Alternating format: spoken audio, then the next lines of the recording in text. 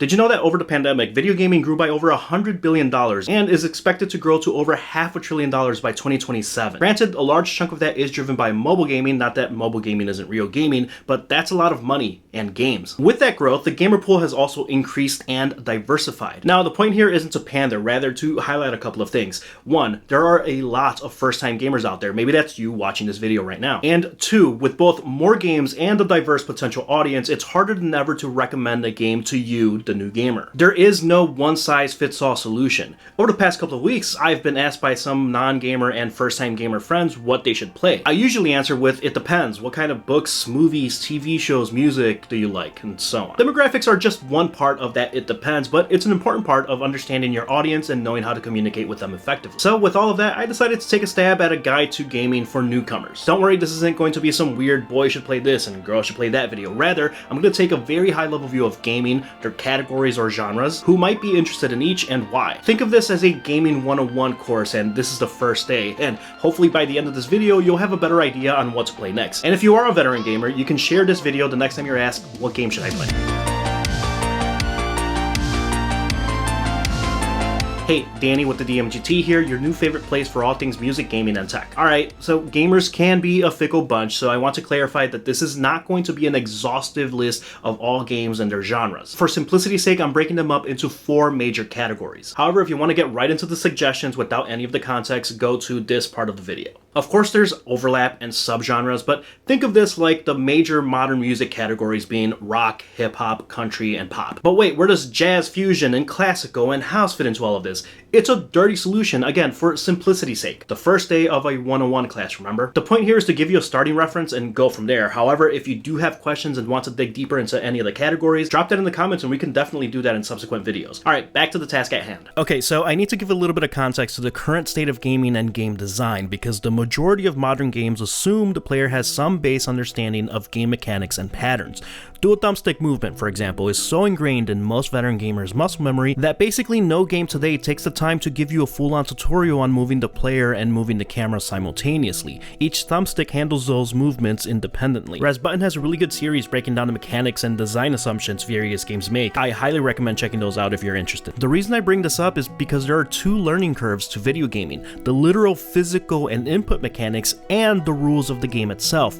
Mario Kart and Hollow Knight, for example, use the left thumbstick to move left or right, the mechanics, but both are nearly on opposite ends of the spectrum as far as the rules of the games themselves, what the goal is and how to get there.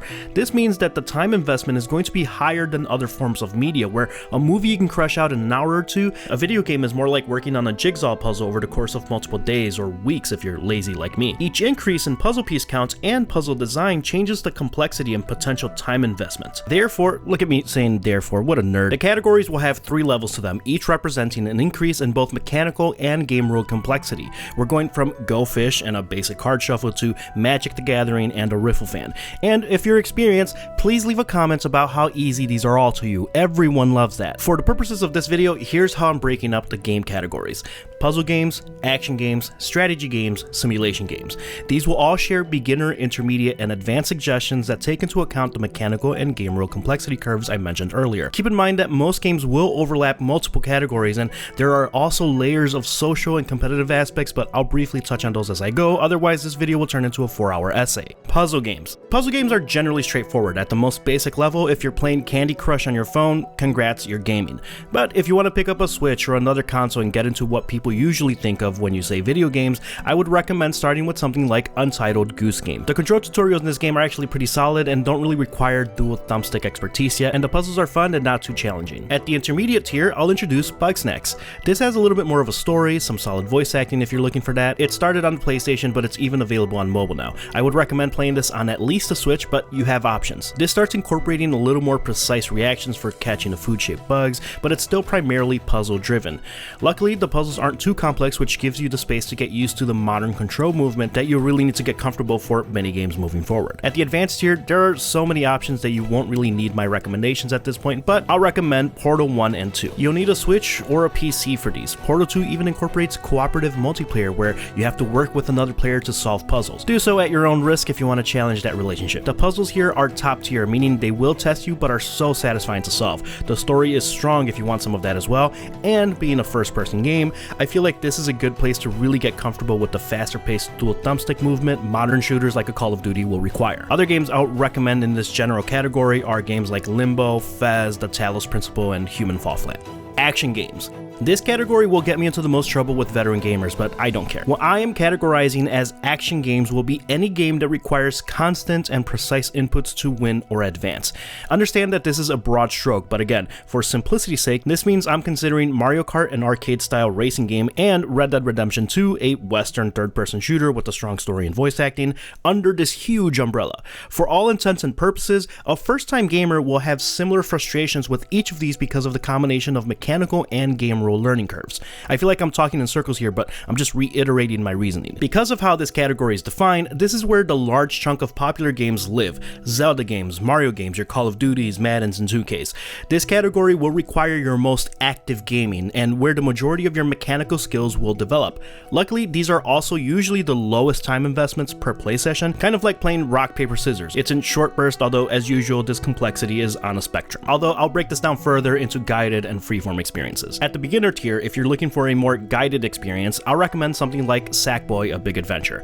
You'll need a PlayStation or PC for this one, but I think it's a great option. It's almost like a Disney movie in game form. It has fun voice acting and a solid story as well. If you want more freedom and less strings to your experience, I'm going to recommend Grease. It plays very similar to Sackboy, as it's also a platformer but in 2D space like an OG Mario game, but it's more of a visual experience. There's no combat at all. The art style and music is very relaxing. It actually might be an even better introduction to active gameplay as it's such low stakes. At the very least, this will help you learn the basic movements of a platform action game. At the intermediate tier, guided, I'll offer up 2022's indie hit Stray. You play as a cat, what more could you ask for? This is intermediate because while there's minimal combat, the handful of sections that do offer that mechanic has frustrated new gamers in the past. But it's nothing you won't be able to handle, you got this. Stray is on PlayStation, Xbox, and PC. And for the freeform game, Ori and the Blind Forest. This teeters on advanced, but the easy mode I think will really help gamers get comfortable with the game mechanics while also pushing you a little bit. This is visually very nice, it's charming, and is focused more on traversal than one-on-one combat, a natural progression from the Grease recommendation. This is on Xbox, PC, and Switch. For the advanced tier guided, here's where I'll introduce The Last of Us. Now, for most gamers, this isn't that intimidating as a horror experience, but it can be. However, if you've seen the show and want to experience the game, the story here is a little bit more immersive, and while not quite as fast-paced as a Call of Duty, you will need to get comfortable with the shooting gameplay mechanics. Go see firsthand why they made a show from this. You can play this on PlayStation and PC. On the freeform side, I'm gonna go with the classic Legend of Zelda: Tears of the Kingdom. The cool thing about this game is you can literally just run around and collect fruits or whatever. I actually have real-world friends where they have nearly 100 hours in this game and have not progressed the story much. However, the physics engine is so tight here you can build really intricate machinery, so it has to be at the advanced tier. You can only play this on the Switch. Other games to round out this huge umbrella are of course Mario Kart, Super Smash Bros., the Uncharted or Red Dead series for a more action movie experience, and of course you can play Call of Duty, Battlefield, or a sports game if that's your jam. Strategy games. What I'm considering strategy games here, like action, is sort of broad as well. Basically, any game where its core function revolves around thinking strategically about its game rules, sort of like playing chess. Where an action game like Mario generally says go from point A to point B and hit some things along the way, a strategy game says you have to use this specific tool on that specific object. At the beginner level, in that case, I'd say a Pokemon game fits the mode. Sure, there's some movement, but the actual battles, the main mechanic in which you progress, asks you to learn type advantages, weaknesses, stats, and so on. This is what we call turn-based gameplay. You take a turn, then I take a turn. You need a Switch to play Pokemon games. At the intermediate level, I'll recommend the Final Fantasy or Dragon Quest franchises. These take the basic concepts you're introduced to in Pokemon, but will switch it up and incorporate a bit more action-oriented gameplay depending on the installment. With the exception of Final Fantasy 16, these games also ask you to consider player equipment, elemental aspects, and start managing multiple units on your side against their side as well. These also tend to be a little bit more story-focused for those that want that, but the core gameplay experience remains strategic. At the advanced tier, games go either all in on the strategy or really become more intricate board games, like a Civilization that you can play on PC, or Baldur's Gate 3, which I'm waiting for the PS5 version to do a review, by the way, make sure you subscribe. Or they force you to learn real-time decision-making, similar to an action game like an Age of Empires 4, which is on PC and Xbox, or Diablo 4, PlayStation, Xbox, and PC. Heck, I'd even say Pikmin 4 on the Switch falls into the more advanced tier because it's real-time decision-making combined with the strategic considerations of the game. There's also competitive multiplayer aspects to some of these, like a League of Legends, more casual multiplayer, at least from the player versus player side, like Final Fantasy XIV, or the Xenoblade series takes an action approach to its strategy. Simulation games. Finally, simulation games are primarily focused on creating some form of virtual experience or objective, usually via the form of task management. You effectively build something with the goal of watching it develop. The most common one new gamers may be familiar with is The Sims. A little on the nose with the name, but you get what I'm saying. You create a virtual job, build a virtual home, and so on. At the beginner tier, however, I'll introduce Animal Crossing New Horizons on the Switch, another game you'll likely be familiar with by now.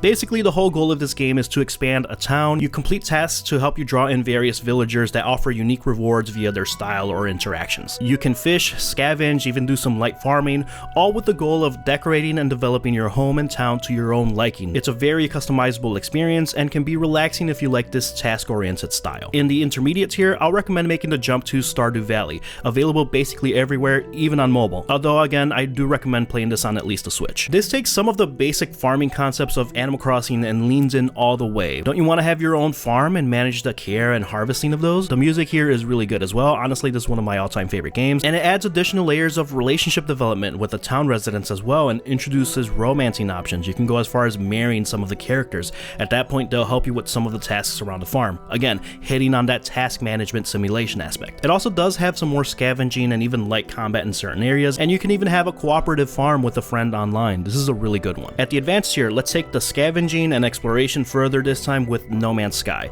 This is space exploration, resource management, and fauna discovery, a bit of base building and ship building. This is a really cool one, especially if you love anything space related. There is a bit of a story to this one, but this is very freeform, so you'll have to be comfortable with a little less guidance. This is available on all platforms, although there's no multiplayer on the Switch. Additional recommendations here are Minecraft, The Sims 4, obviously, City Skylines for a more high-level city building experience, and there's a myriad of actual simulators ranging from real-world farms, airplane simulators, and even sports simulators where you play the role of an owner or manager. Although the big ones like 2K, Madden, FIFA all have light versions of this within them as well. Okay, I know that was a lot, so here's the final chart with some of the core games. This took me way longer than I care to admit, so please tell me how much you like it. Just like math, where in the beginning you learn addition, subtraction, and then you advance to multiplication and division. Suddenly you reach algebra and there are letters and variables involved. Numbers can go below zero. There's actually an infinite amount of fractions between the numbers 1 and 2. That starts breaking some of the rules of math you learned in the beginning. Things are very similar with games, how they're categorized, their subgenres, their rules, and how you play them. Hell, we didn't even touch on consoles, platforms, and how that impacts your gameplay experience. And truth be told, there are no rules on where you should start. You can start from literally anywhere you want. If you like story-driven games, or you want to go more gameplay-oriented, more action-oriented, more competitive, more casual, cozy, there are ways to try different games and see what you find most entertaining and what you feel most comfortable with. But sometimes it can feel like scrolling through infinite options on Netflix or TV. So hopefully this video helps orient you into a direction that you want to go in. But like I mentioned earlier, if you have any questions, want some additional suggestions, leave a comment down below, or tag me on Twitter, Instagram, or TikTok. Alright, hopefully you found this video helpful. If you did, give it a thumbs up, consider subscribing. Hi Lauren, hi Kim. I'm finally getting those suggestions to you, but I had to make content out of it. Alright, thanks for watching. Once again, my name is Danny with the DMGT. I'll catch you next time.